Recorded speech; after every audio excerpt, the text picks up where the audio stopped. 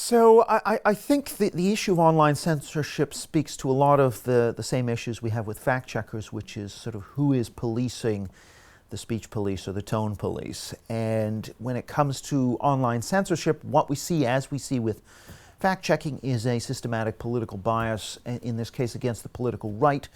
So there is a sort of very exaggerated fear of what conservatives, the far end of conservatism and the damage it can do, and a very sort of, a different view of the extreme of the left and Antifa or even to some extent Islam and what it will do. So really the moral panic is very much around the so-called far right. And in some cases they are the far right. But my view is that it's better to allow such people to say what they're going to say on a platform. And now, the claim is that this is going to lead to various forms of violence. And I'm not saying that that claim is always wrong, but I'm saying you need to have very rigorous proof that that actually occurs, right? So, I mean, if you turn it around the other way and you say, well, the reason there were assassination attempts against Donald Trump is because of the far left or left-wing misinformation, the left will disavow that and say, well, there's no proof that one led to the other. And I think there is no proof that one led to the other, but you can't just suddenly turn it around and say, well, if there is some violence against, I don't know, a left-wing group or against minorities, that is somehow caused by right-wing influencers. And a lot of the studies actually find it really difficult to prove that one leads to the other. So my view is that unless you have very strong proof that one leads to the other, and you cross a threshold. So you have to breach quite a high threshold, I think, of proof to actually start censoring people, and that is never reached with these. Certainly, a lot of the online censorship that goes on is just some young whippersnapper who interprets the firm's policy and says, "Oh, this is hate speech," or "This is dangerous." They have no actual proof of that. It's just a gut feel, and therefore it's open to abuse. And so actually my view is that, in fact, my view is actually there is a case even for regulation of big tech in this area to look at their algorithms to make sure that they are not politically discriminating, because political and philosophical discrimination is actually something, that is a characteristic that's protected, certainly in European law. You cannot discriminate on the basis of philosophical characteristics. So if there's systematic anti-conservative discrimination, that's actually a case for antitrust style or tech regulation.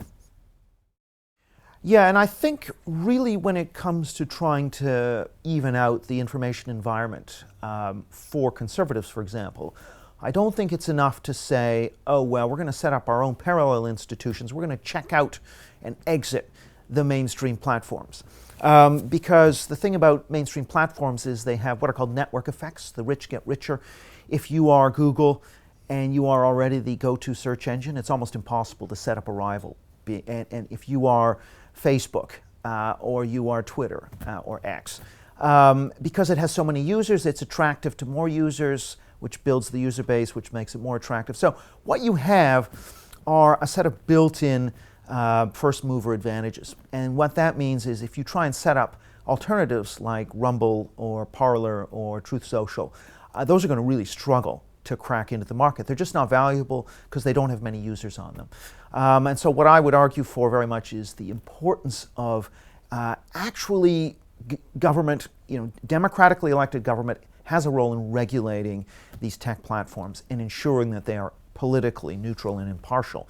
So where you have algorithms that are biased against conservatives, for example, that should not be permitted in law. And so I think it's not enough just to say, oh, we're going to go off and start our own.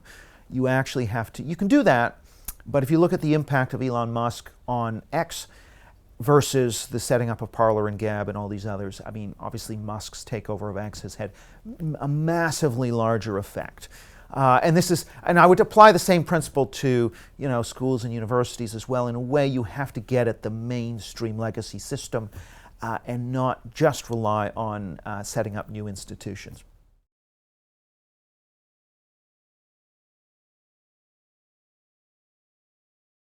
Well, yes, Tommy Robinson has been banned from many tech platforms, And I think that, again, this reflects a bias. That is that you have acute sensitivity to anything deemed far right, which is deemed ultra dangerous, is going to land us in 1933 Germany or Jim Crow South if we don't watch it.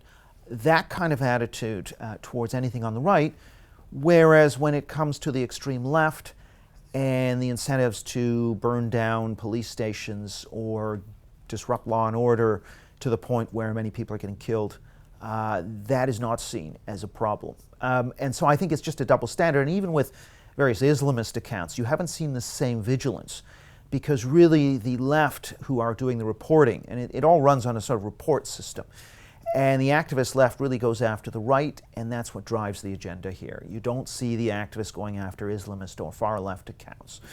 And so, yeah, I would just tend to think something like Tommy Robinson will be, he's a target, he's now, do I agree with a lot of what he says? Not necessarily, but I think he should be allowed to say it.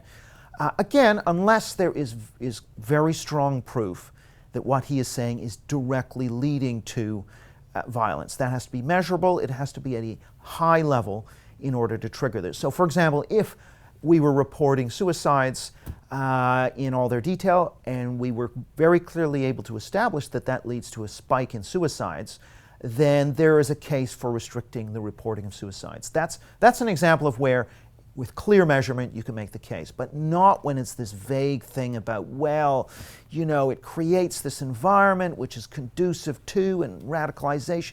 All of that stuff is just, in my view, too soft to be justified in a liberal free speech society.